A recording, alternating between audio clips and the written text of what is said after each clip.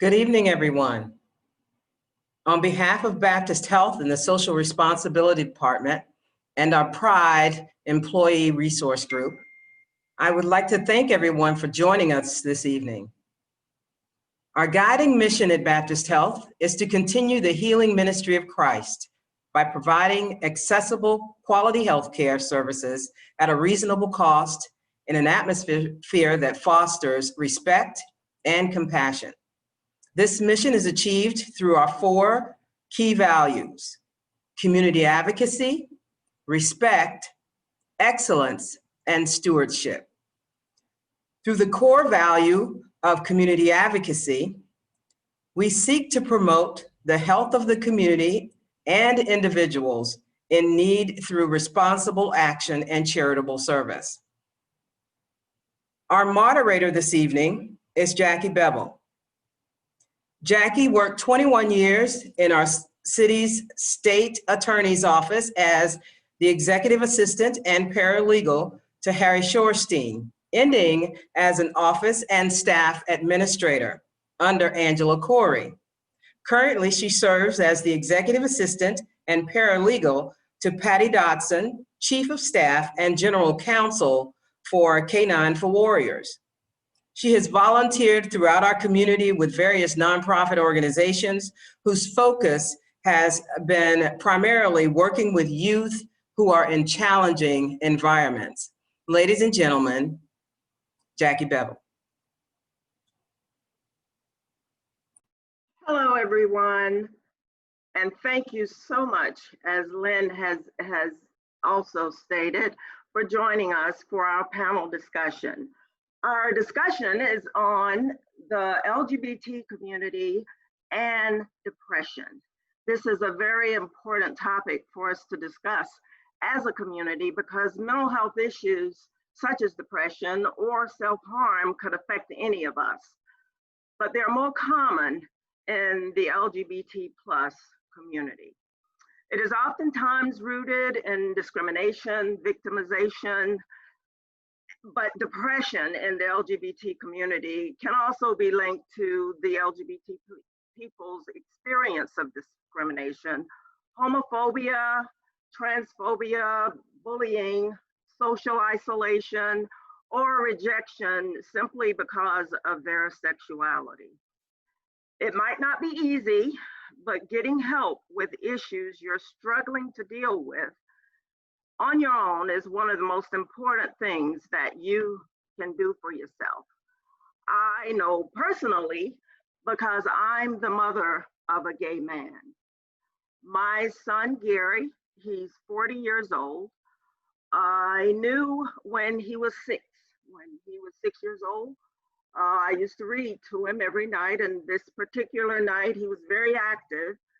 And as I tried to get him to bed, he talked about how happy he was and how much fun he'd had that day. And he'd been playing with some of the little girls at school, and he told me that he wished he was a little girl.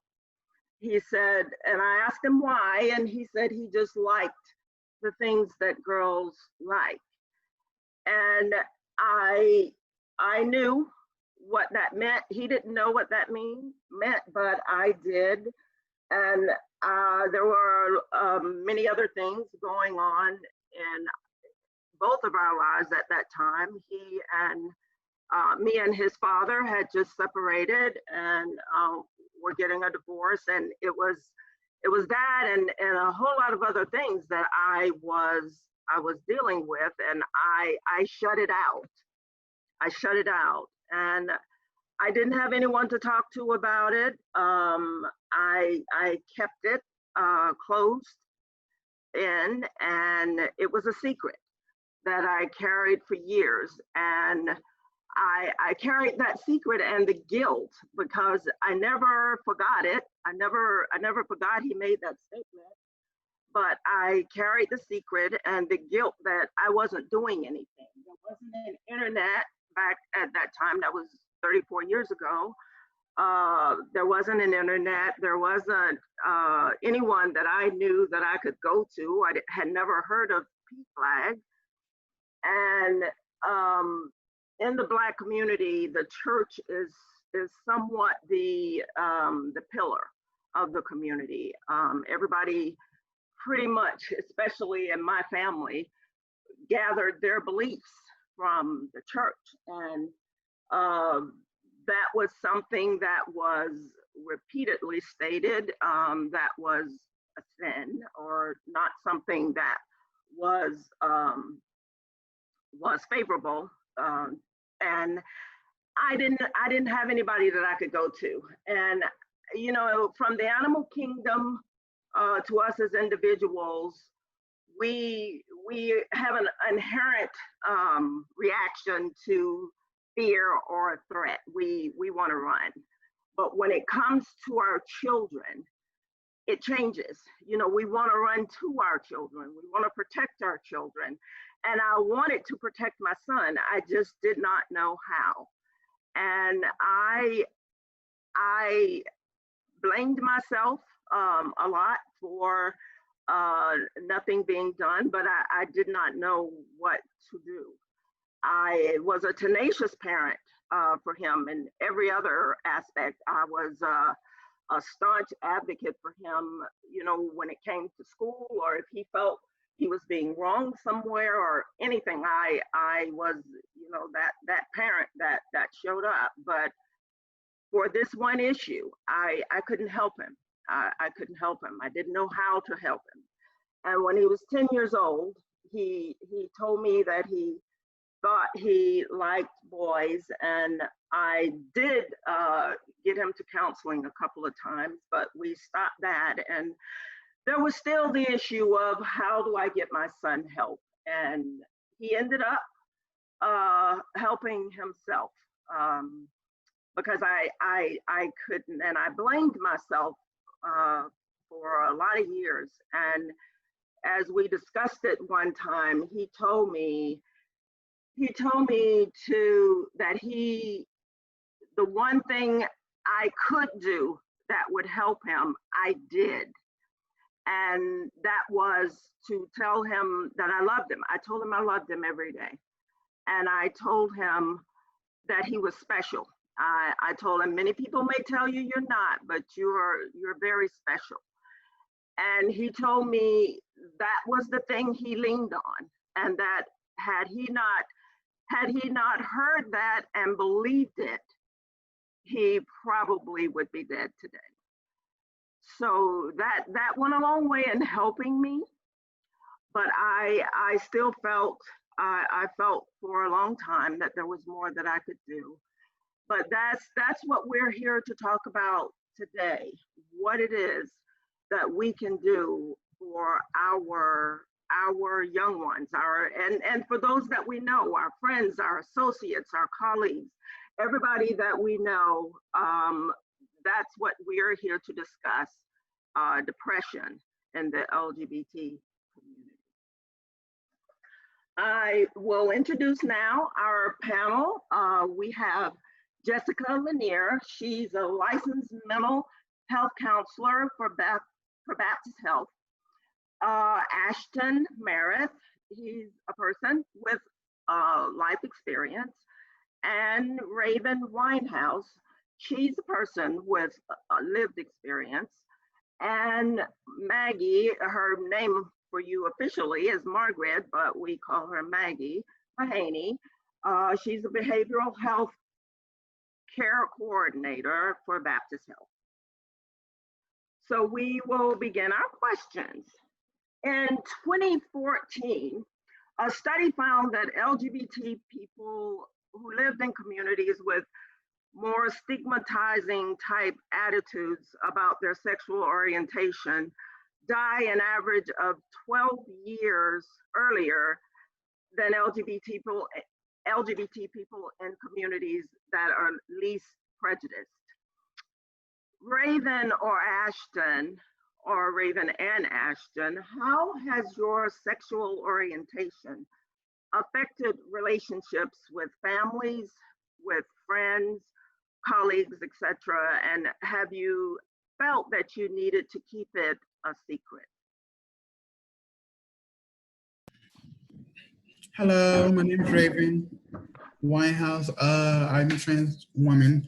Um, I can say it has been very challenging when it comes to my family because of the lack of knowledge dealing with my community. It's also been challenging for teachers who have me in their class. You know, they don't know necessarily how to approach me or what exactly to call me. You know, even with managers, it's hard for me to even have a good work day because of some of their biases, I could say. Okay. Ashton? Hey, I'm Ashton. Identify as a gay male. Um, so, it's kind of a two-sided question because now I feel like I'm more open with it and able to communicate better, but I still oftentimes feel like I have to tiptoe into places. For example, when I started a new job, I felt like I had to, feel the ground and wait at least 6 months before I truly, show who I am.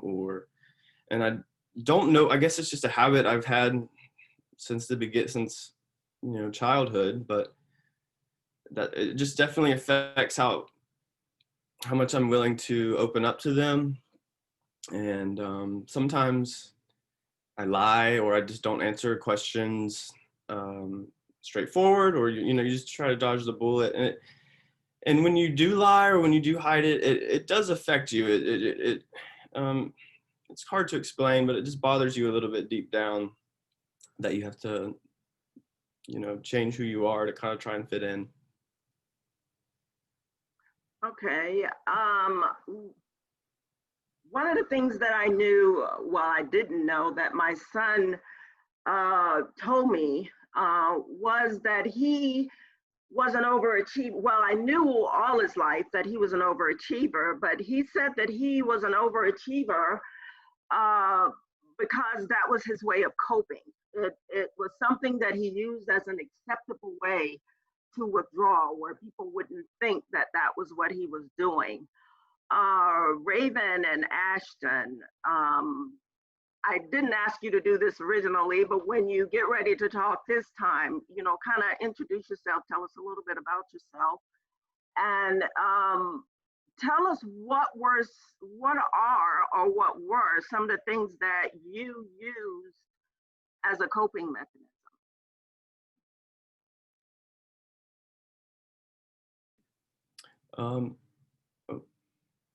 You can go. You go first if you want to. So I feel like I can relate to your story, Jackie, or to your son's, what he told you about. I felt like I had this fault. I felt like I had this one thing wrong with me. So I was going to make up for it in every other aspect to kind of gain my parents' support. I was going to do well in school. I was never going to misbehave. I always just felt like I'm going to try and make up for this one fault I have. And so that when it does get revealed, I will have this cushion of all these good things I've done. And so a couple of ways I've just dealt with bottling that all in is just exercise. I found that, like, if I had a lot on my mind and I just went for a run, there's something about it that lets you compartmentalize it all. And prior to the run, it's this big deal. And then after the run, it shrinks the size of the problem and puts it into perspective sometimes. So that's one way I've dealt with the depression. Me, like I said earlier, I am a trans woman. Trying to find a coping mechanism is a little challenging for me.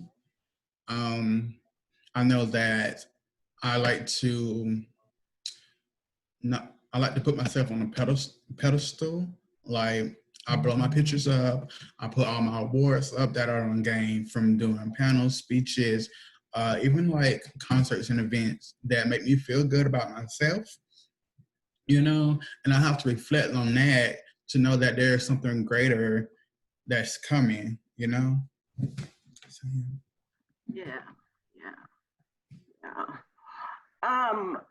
In the 2017 American Psychiatric Association stated that LGBT plus individuals are more than twice as likely as the heterosexual men and women to have mental health issues in their lifetime.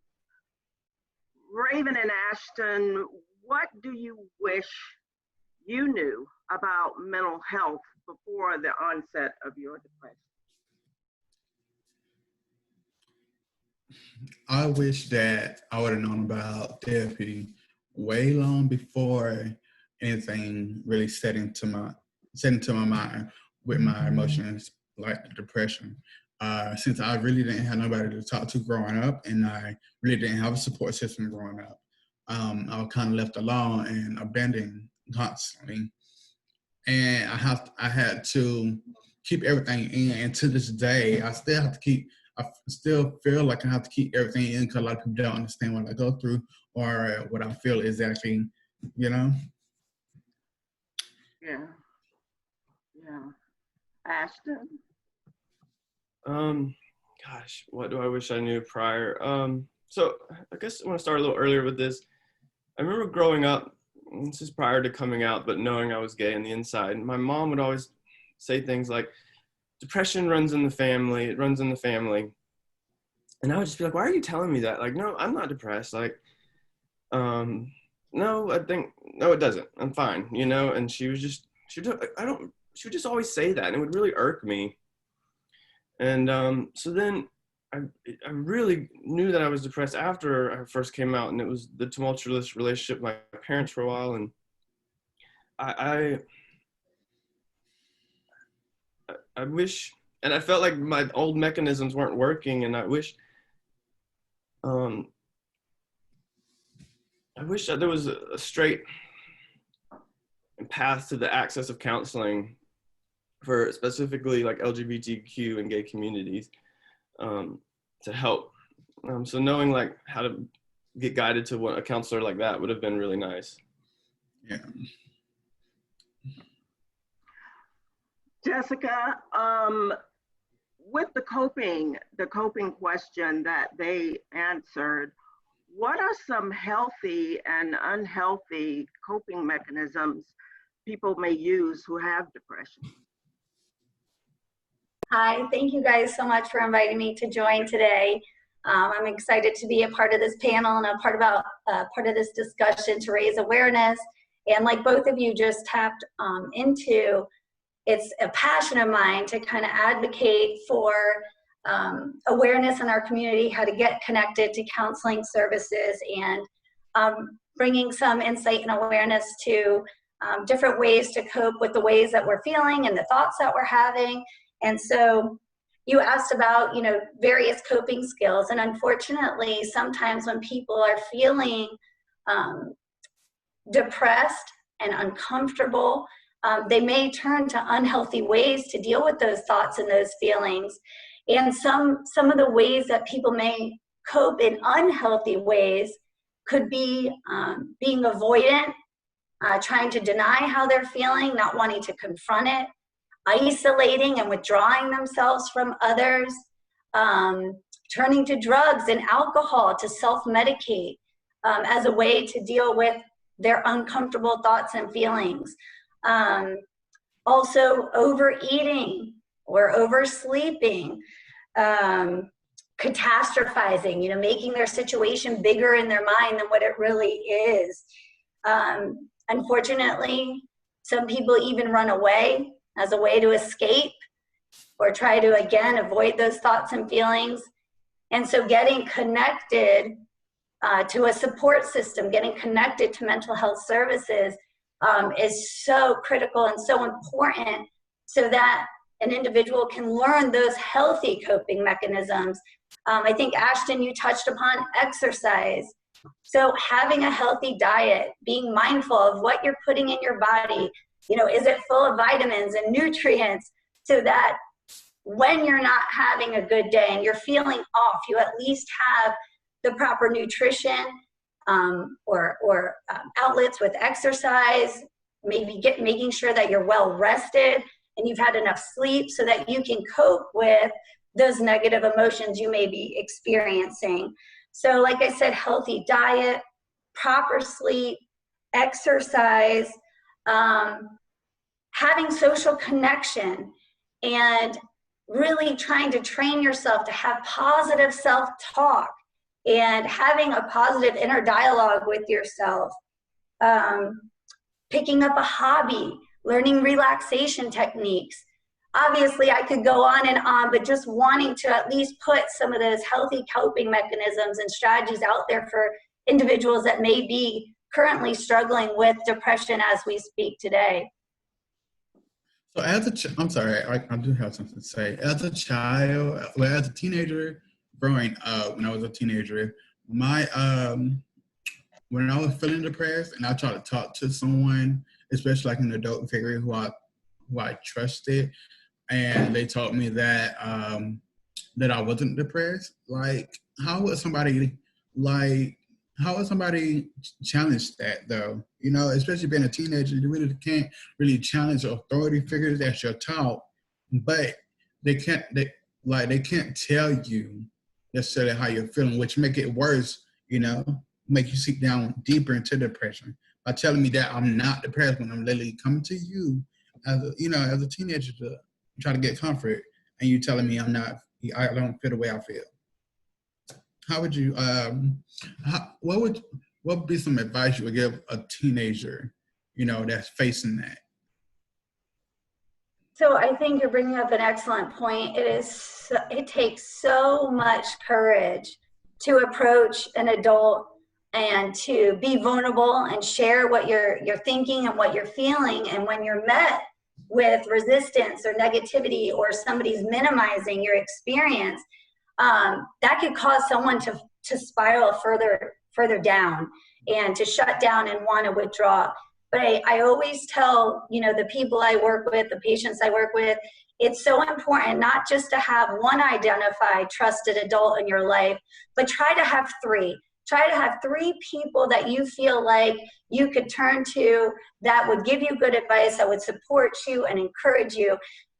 It's unfortunate, like I said, that you took that step and you showed that courage and that vulnerability, and you were not met with the reaction that would have been healthy and supportive for you. But had you had another person in your circle that you felt comfortable, whether it was a teacher, a coach, a youth group instructor, maybe a friend's parent. So I would encourage, keep talking until you get connected to the support system you need to get healthy and well, and to really confront the thoughts and feelings that you're experiencing. Thank you. Hey, and for all our participants, I want to make sure you know that you can type any questions that you may have in the chat section, and we will have a Q&A at the end of our discussion. And we're gonna segue now into everyone doing an introduction of themselves. We'll ask Jessica to tell us a little bit about herself and what she does. Okay, my name's Jessica Lanier. I'm a licensed mental health counselor with Baptist. I've been practicing as a therapist for 17 years now, so I'm a little bit dating myself. I started out working in the community, like literally in homes, in schools, and it provided me with a wealth of experience that I will never forget. Actually, literally being in those home environments and working with people and being able to really understand human behavior and relationship dynamics and family systems. I would never trade that for the world. It was a wealth of knowledge I gained from, like I said, working literally in the community, in the schools, and in the homes for years. Ultimately, I transitioned into working within a private practice setting, working with all age groups and diagnoses and whether it's individual therapy, couples therapy, family therapy, working with children and families. And, you know, I'm super duper passionate about what I do. I care about each and every one of my clients that I work with, and I want to advocate for them and help be a part of their journey to get them to a place of feeling healthy and well. And so to be a part of something like this today is awesome, to bring more awareness and knowledge to our community about how therapy can be beneficial is huge. You know, engaging in therapy can be so important for so many reasons. Kind of touching on what Raven had shared earlier, you know, when you initiate getting involved in counseling services, you can bet that you're going to be in a nurturing, supportive environment that's safe. It's confidential, and you're going to be met with that unconditional positive regard. And you're going to be working with a clinician that is skilled and equipped to deal with some of these very difficult, hard-hitting issues. And so, like I said, it's a gift to be here with you all today. I love what I do, and hopefully you learned something new from this panel discussion today. And if nothing else, you walk away with a positive vibe about counseling and seeking that out when necessary. Okay. Sometimes, Raven and Ashton, sometimes people mean well when in their efforts to be supportive. Tell us about a time, if you have one, when support was successful and when it was unsuccessful. Okay. When I was 13, my mother passed away, and I was kind of in the system then. So a staff member came up to me and said that, and I quote, "I'm sorry that your mother passed away, but if you need to talk to somebody, just don't talk to me." I'm like, how do we do that? Like, you just literally like took that like and just threw that out the window. Like, you know, like I really felt like her, and I'm like, why would you even say something then if you didn't want me to talk to you? You know, your statement was just made invalid by your last words, you know, which made me feel even worse than what I was. Yeah. You want to take this time now, Raven, to tell us a little bit about yourself? Yes, I can do that. I'm 24 years old. I grew up in a broken family. And growing up in a broken family, you know, I was raised around drugs, being sexually abused, physically abused, going through all of that, on top of me trying to figure out why my emotions were acting the way they were, and not having nobody to talk to. Like, it made me sad and it made me depressed. And, you know, being a child, but a child can get depressed. Yes, they can, actually. Like, I was so down on myself. Like, you could see it. I didn't have no confidence in myself. I was horrible in school. You know, on top of that, being bullied because of the way I act, being bullied because of the way I talk. It was like it was a never-ending circle that I had to deal with constantly.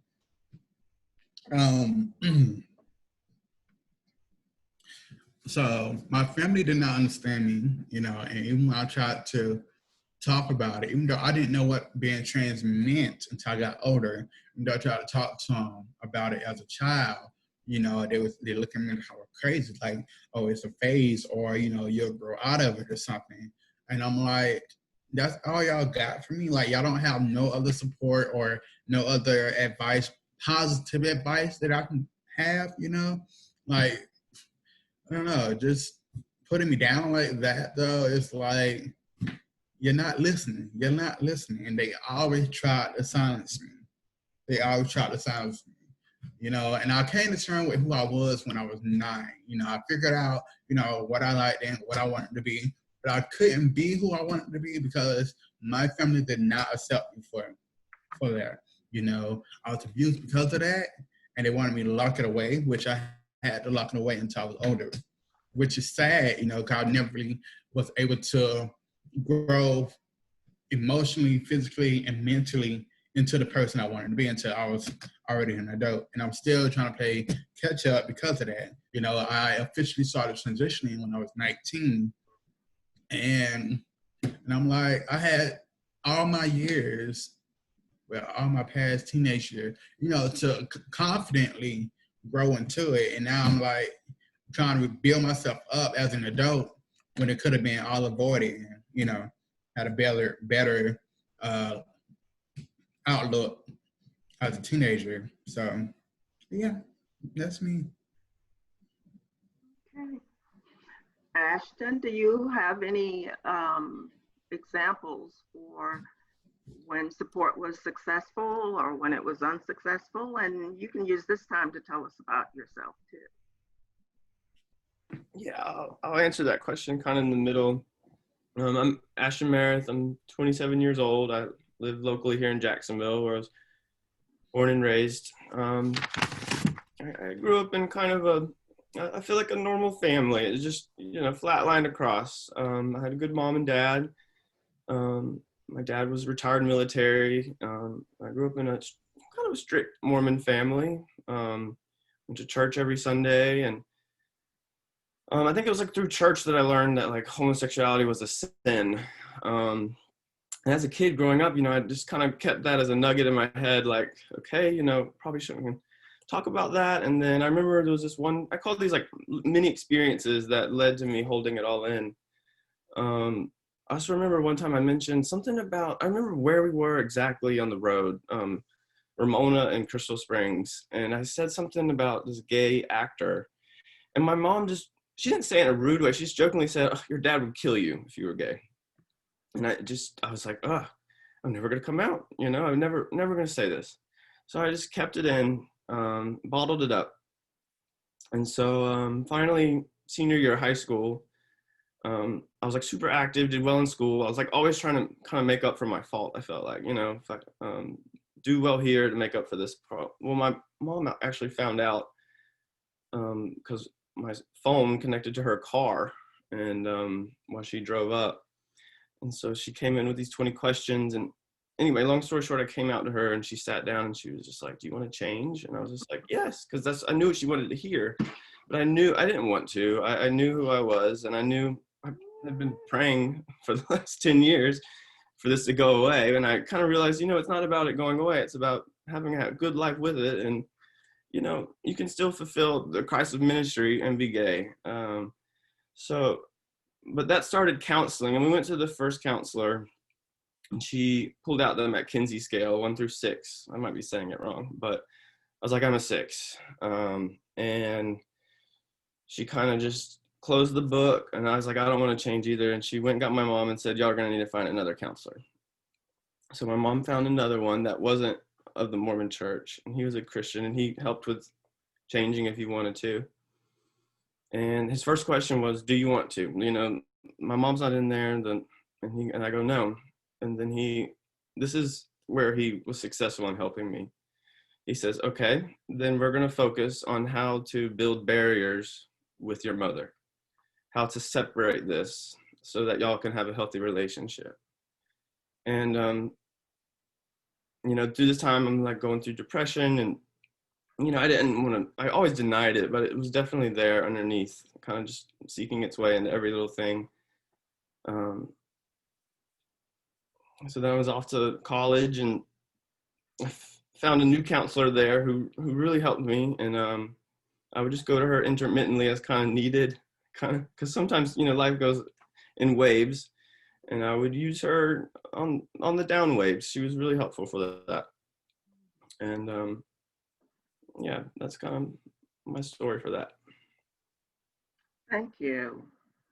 According to the U.S. Gender Survey, 40% of transgender adults have attempted suicide during their lifetime, compared to less than 5% of the US population as a whole. Jessica, how do you raise the conversation of mental health with someone who may be experiencing suicidal thoughts? That's a great question. And, suicide and talking about suicide has been taboo for so long, but it's time to break that stigma, because just doing a simple check-in with someone that you care about, that you're worried about, is so important and literally can be life-saving.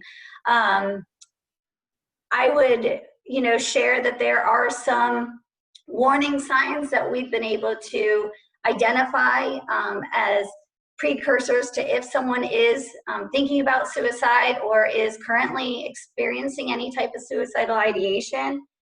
So, noticing severe sadness in someone, if you hear someone talking about death often, engaging in any type of risk-taking behavior, kind of self-destructive behavior, an individual that's often making comments about feeling so helpless and hopeless and powerless in their life.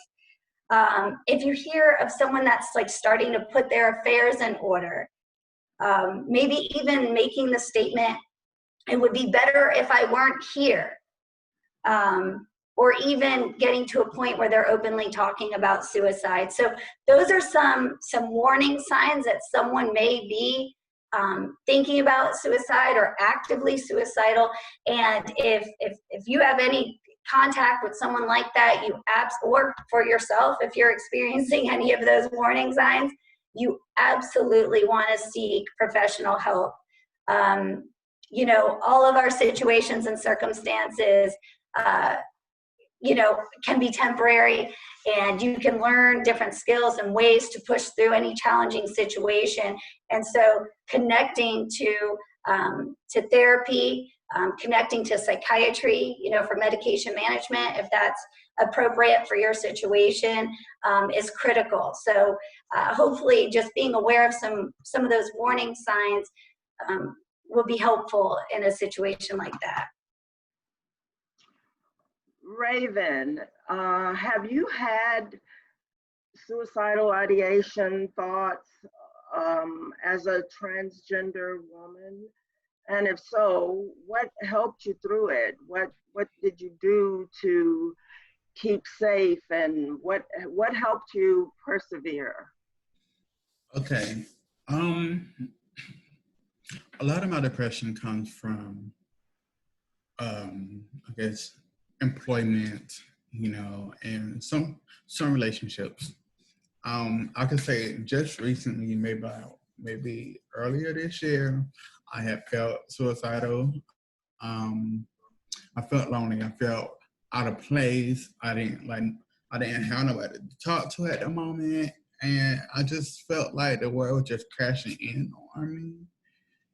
And I didn't know what to do. And I just thought the world would be so much better if I was in here, and maybe my life would just be, done for. I wouldn't have to go through all this stuff that I have to go through now.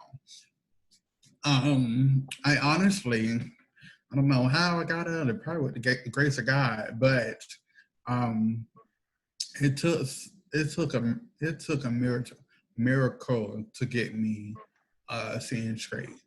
I did lock myself away, like Ms. Linnea was saying earlier.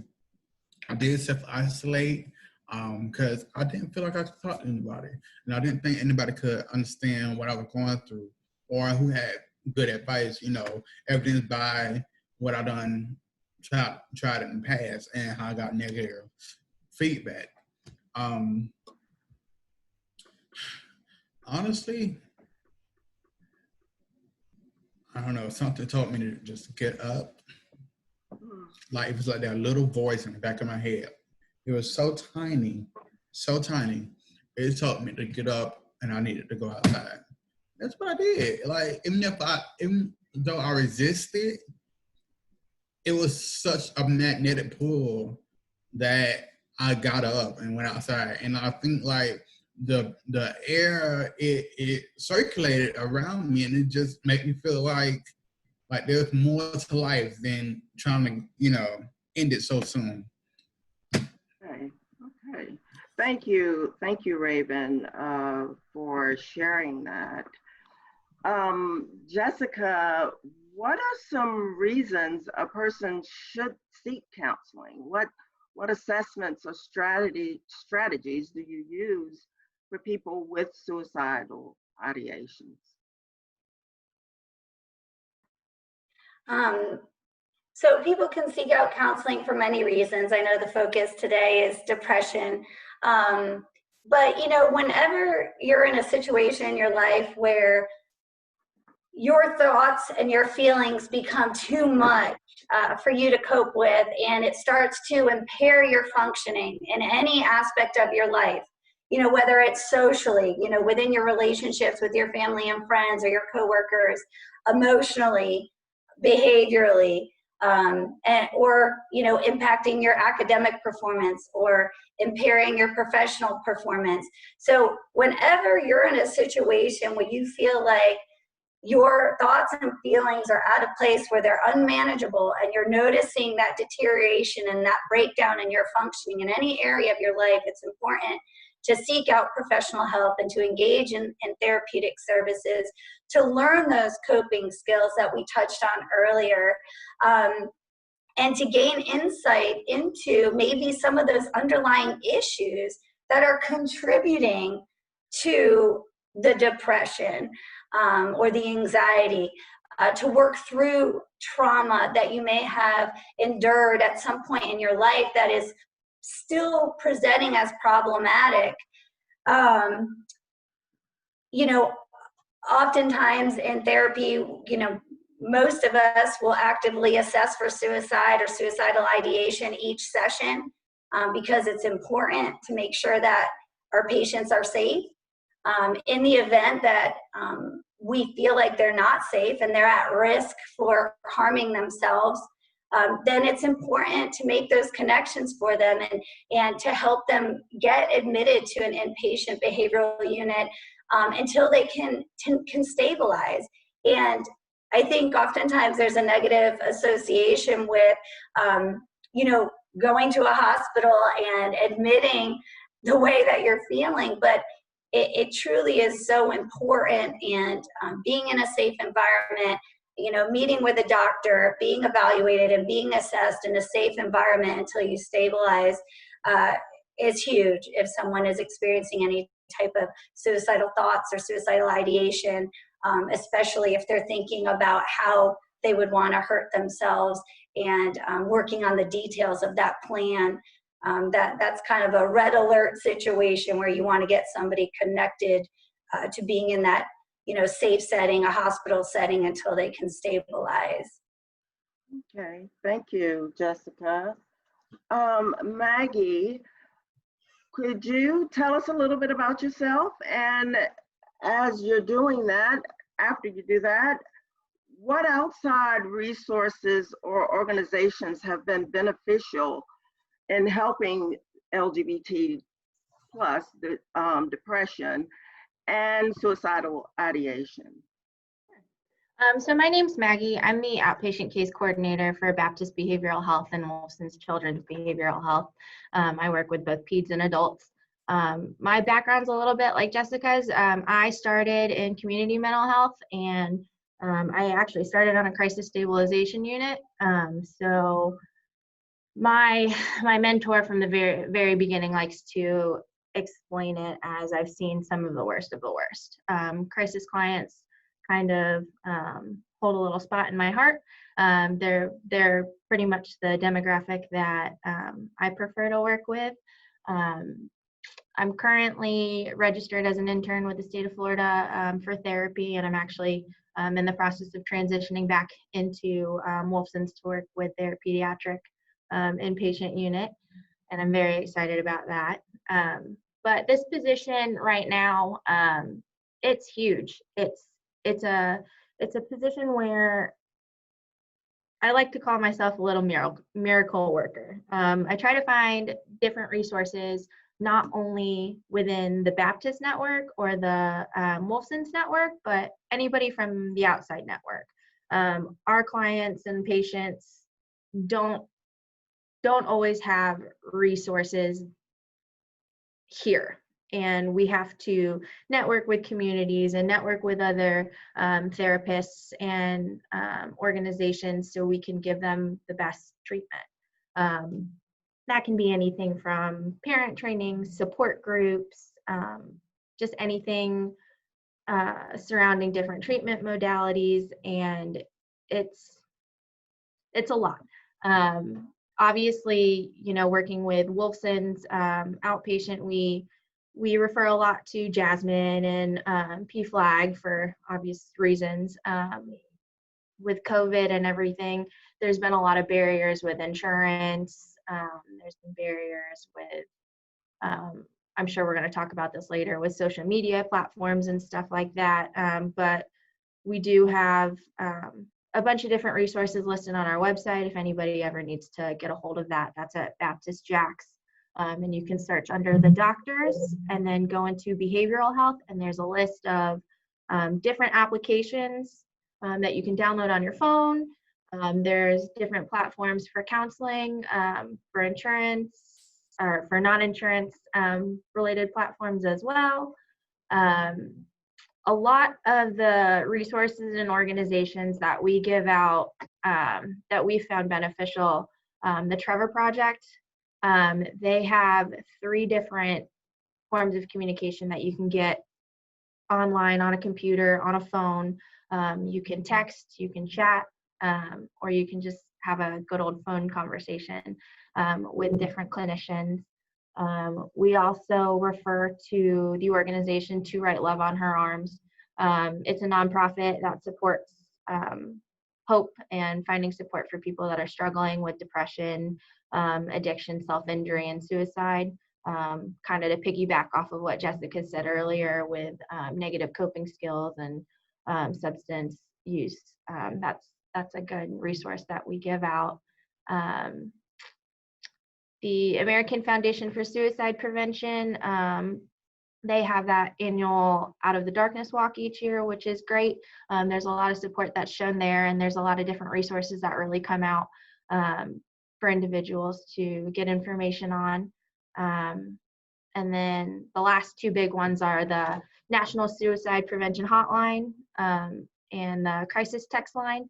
Both are available 24/7. I think they're going to put the text numbers and the phone numbers up at the end, or in a little resource guide. But within Baptist, we also have a 24-hour crisis line.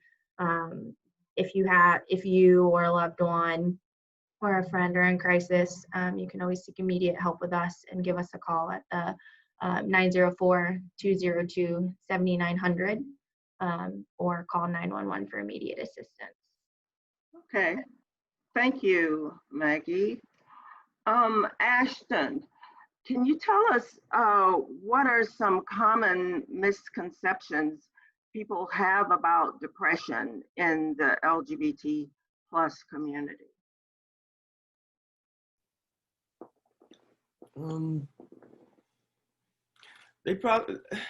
misconception is that they might think it's related directly to being gay or transgender or bi, and I think it comes more from the pressure of trying to hide these things, or the pressure that we feel from breaking away from the other 90%. So that's, sometimes they may feel like it comes in, depression comes with the package of being gay or the transgender and bi, when in reality it's from that pressure. Okay, what are your thoughts, Raven?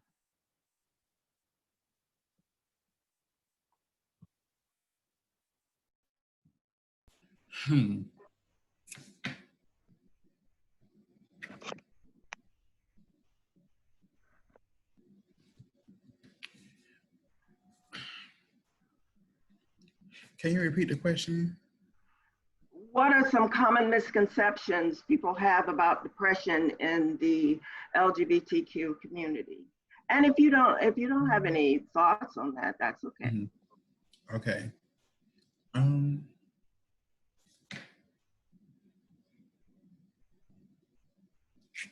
No, I'm gonna pass on this one. Okay. Okay. What are some of the barriers, Ashton, that are connected to support services within the community? Do you have any thoughts on that?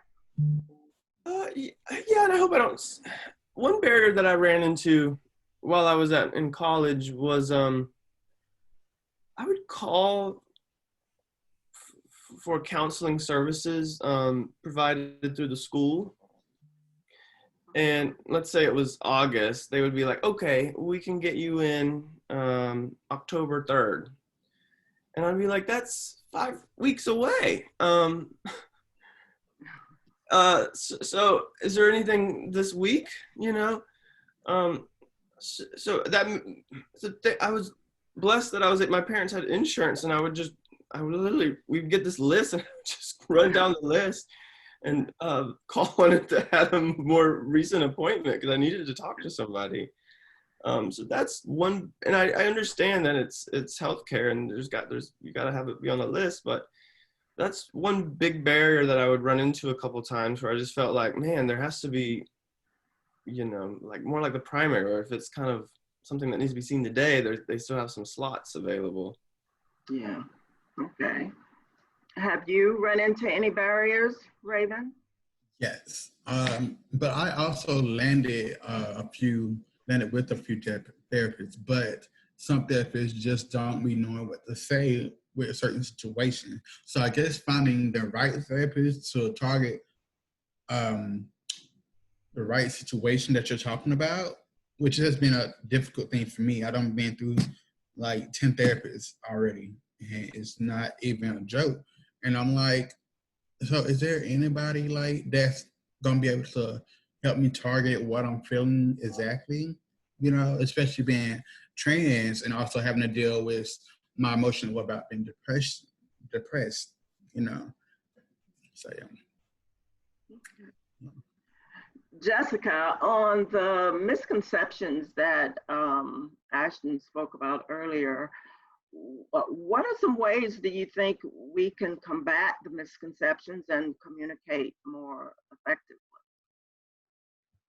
I feel like knowledge is power, right? So the more that we can do community advocacy and promote awareness and really dispel some of those myths and those misconceptions, the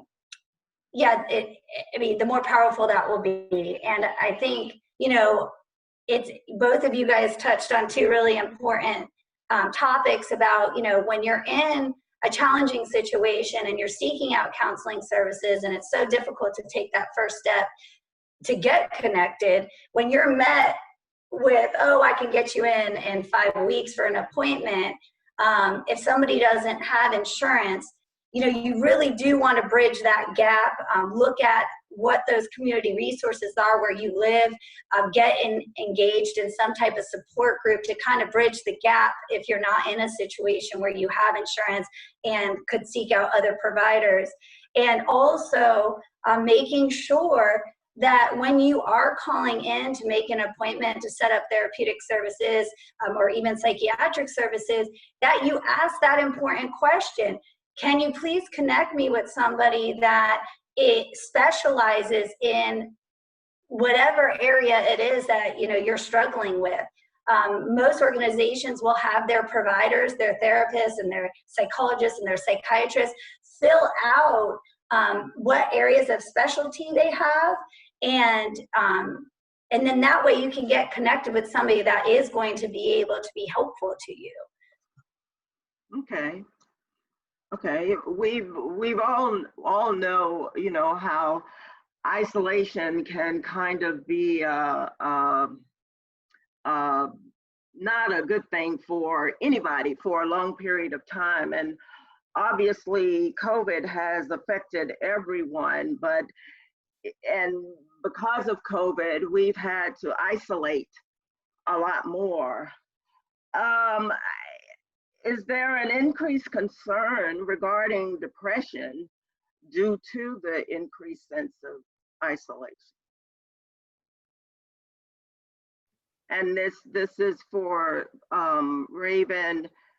Raven, do you have a issue with having isolated more? Do you think that's affected you more? Actually, I would say it has. I personally hate being isolated. Like, I hate being isolated.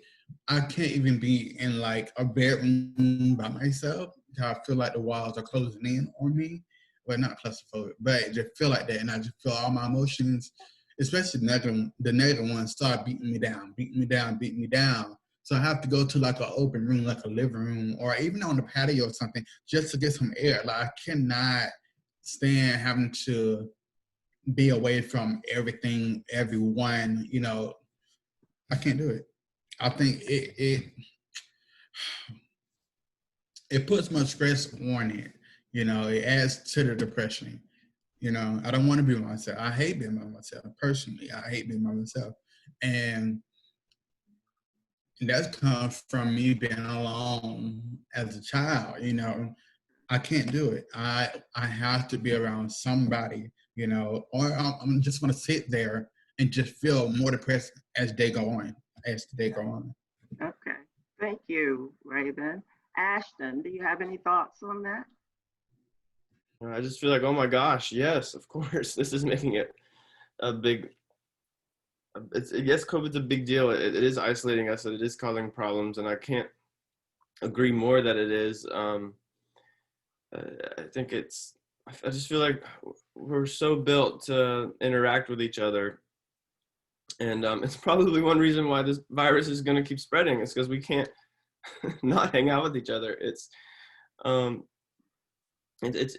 fundamental for us. And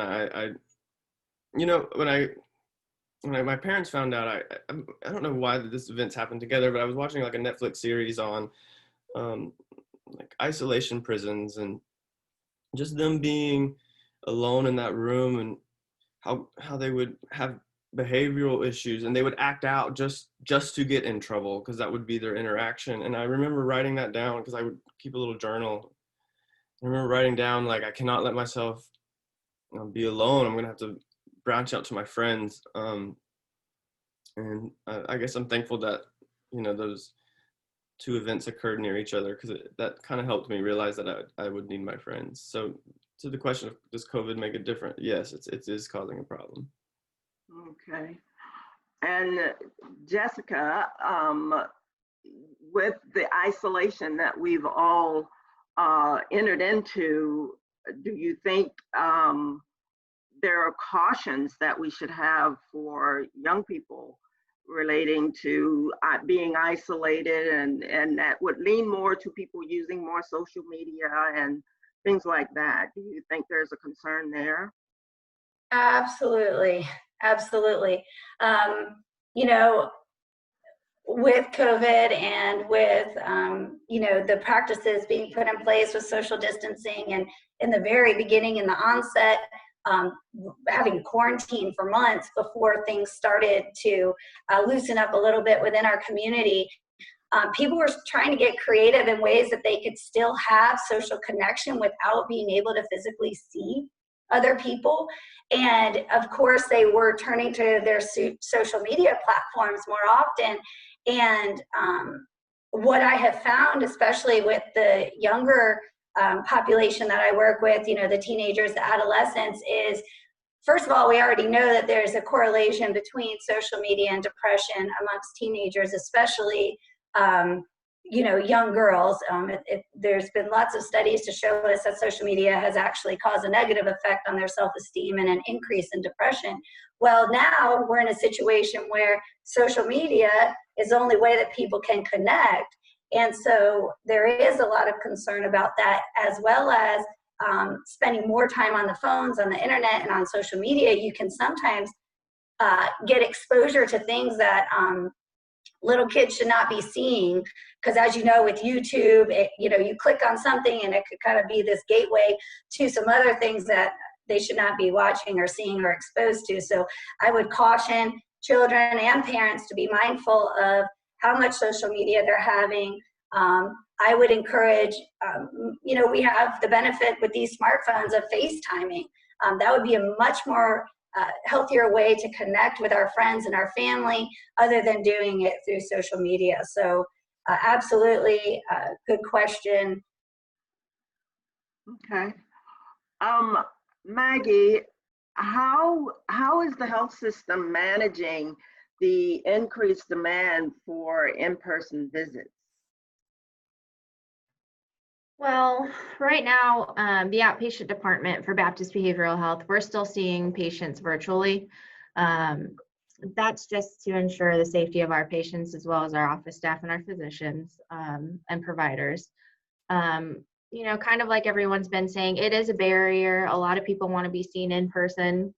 And sometimes it's kind of hard to connect with the providers. But this is kind of something that's happening across the city of Jacksonville, and not only the city of Jacksonville, but the state of Florida and nationwide. In the beginning of quarantine, we had a lot of providers that were super concerned about, how we were going to open back up safely. And that's obviously by limiting the amount of patients in the office. Baptist has a vast amount of services that we give out, or that we have for behavioral health, and we're slowly trying to figure out ways to kind of open our offices back up in the safest way possible. As of right now, it's kind of uncertain as how long we're going to be virtual. Even our adult IOP, the intensive outpatient program, they're still virtual as of right now. And we don't have a set date when we're going to open back up in person. Okay. And just to piggyback on what she was saying real quick, Maggie's right 100% that most providers have not transitioned back into the offices yet. However, you do have a couple of rogue therapists Yes. that we are seeing in-person patients. We're doing temperature checks, we're wearing face masks. They've increased the number of times that the cleaning service, I think it's daily, that they're coming out now. But the issue is there's still not enough. I think there's probably 9 of 5 of us that are seeing in-person patients at this time. So there's still more demand than what we can treat. And there's even wait lists to get in virtually. And so I know Maggie and I were talking yesterday about Baptist launched this acute care program basically to bridge the gap so that if somebody has to be on a wait list to get in with a long-term provider, they're still able to receive therapeutic services and psychiatric services, medication management, while waiting on that appointment for their long-term provider. So that is excellent news. Oh, good. Thank you for that, Jessica. Maggie, to you again, what services are available at Baptist Health? So for Baptist Behavioral Health outpatient, as an adult providers, or for adults, we obviously have adult and children providers.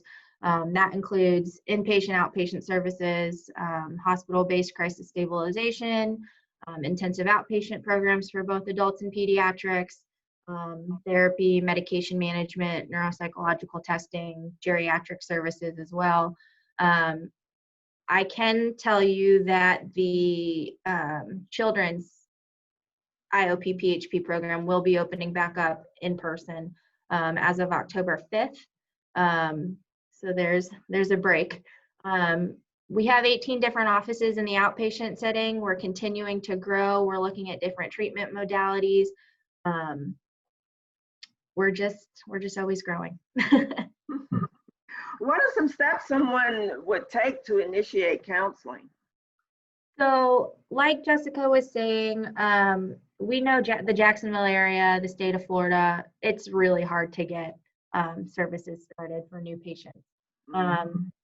Baptist, we are on a wait list, like she was saying, but we do have the acute care center. which is rolled out for adult clients right now. It allows us to provide short-term therapy and medication services for patients that are presenting with more acute symptoms and needing kind of more immediate care, rather than presenting to like an emergency room setting.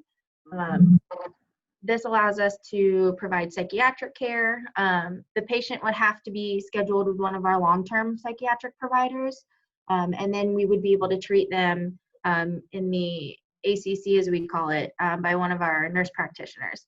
And they would kind of bridge that gap between services for the long wait appointments.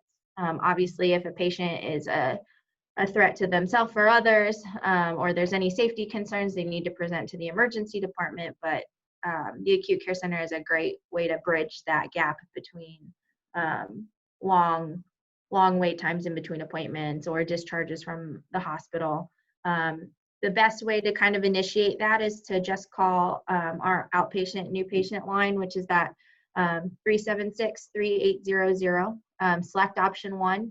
And then the coordinators will actually walk you through that whole step process. If you're looking to schedule an appointment with the ACC, they'll kind of triage you. You'll speak with someone, and then they'll be able to set up all of your appointments. Okay, thank you, Maggie. And now we'll have Lynn to help us with our questions and answers. Hello, everyone, again, and we want to thank our panelists. While our panelist was speaking this evening, we had a few questions that came from our audience, and I would like to ask our panelists some of the questions that came from the audience. This question specifically is for Ashton. Are you currently connected to a local church? If yes, how is your local church helping you to cope from a spiritual perspective? If no, or if you were previously connected to a local church, what caused you to leave? Will you ever consider coming back? So I no longer practice. The Mormon religion, they're okay with you being gay or anywhere on the LGBTQ, but you're not allowed to act on it. So it doesn't make any sense there. The Mormon religion in the past has changed rules, so I don't see why they won't change that rule in the future as things progress. And when that happens, I'll be totally willing to join them again. But one thing I've kind of helped me with my spiritual connection is I really like TED Talks. I feel like a good TED Talk from time to time. I don't know. That's been my Sunday video since I've stopped going to church. Okay, thank you. I like TED Talks too. They're pretty good. Raven, this question is for you. Who helped you to decide, or who helped you come to your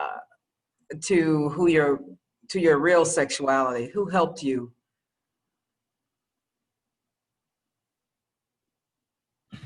Honestly, I had a not life-changing situation happen, but when I was 19, I became diagnosed with HIV, and knowing that it happened at that age, and knowing that how young people are dying and stuff, I was like, I don't want to wait any longer, and I don't want to keep putting my life on hold because people aren't ready to accept me for who I am. And if I can't accept me, then of course they're not going to be able to accept me. So I had to accept myself and, grow and open up and flourish. Thank you for answering that question. Thank you. So this one is for Ashton and for Raven. Do you feel you've received better services with a therapist that specializes in LGBT if you've had the opportunity to see one? Do you feel that you get better service from someone who specializes in working with LGBT plus people? I can say from the therapy, majority of the therapists I done had, I can say they did their job up to this, up to their scope of practice, you know. But to dive deeper and deeply into my life, it's going to require someone more qualified. I don't like to use that word. More adept with dealing with someone like me. You know, not saying that they was bad. You know, they did their job. But I think there has to be someone else out there that's more in depth and qualified to deal with somebody of my perception. Thank you. That makes perfectly good sense. Thank you for sharing that with us. Ashton, any thoughts on that? You know, I don't recall if the therapists that I worked with in college were of a specialty. I can attest to the one therapist that was that helped you change. He really helped me though, and he wasn't even. I guess he was a therapist to help people change, but he helped me the most when I said no, I don't want to change. So I want to attest that if you're in a rural area and they're not a specialty, you know, they can still help you so much. Thank you for sharing that. I can't help but share with you some of the beautiful comments that have been made in the chat. It's comments such as, I want Ashton and Raven both to realize that you're both very interesting people and with really interesting histories. No one could say that you were boring. You're just beautiful people, and they really appreciate you telling your story. And another message says, Raven and Ashton, thank you for sharing your good hearts with us so beautifully. I really appreciate your honesty and your vulnerability. So I say that to say that as a community, we do realize that there are some things that we can do better as a community. And in the area of supporting people in the LGBT community who are dealing with issues of depression or who are dealing with many types of issues. But I want to thank our audience for joining us tonight. We really appreciate you being here. We hope you've not only enjoyed the conversation, but you also learned something. You also learned how you might be able to reach out and offer support, to offer a hand to someone else who may be experiencing depression. It's real and should not be ignored, whether it's an LGBT plus person or not. Depression is a real illness that requires treatment. And you may not be the person who is experiencing it, but you can certainly be the person who lends a hand and helps someone find the things that they need in order to do better in life. Again, we want to thank you. We want to let you know that if you are a registered participant in this panel discussion, you will receive a list of resources. We want to make sure that you have the resources that you need, not only for yourself if you need them, but also for you to share with others who may need them, who might suffer from the issue of depression or any mental illness. So thank you again for being with us this evening. And so on behalf of our panelists and on behalf of Baptist Health and our Baptist Pride Employee Resource Group, thank you again.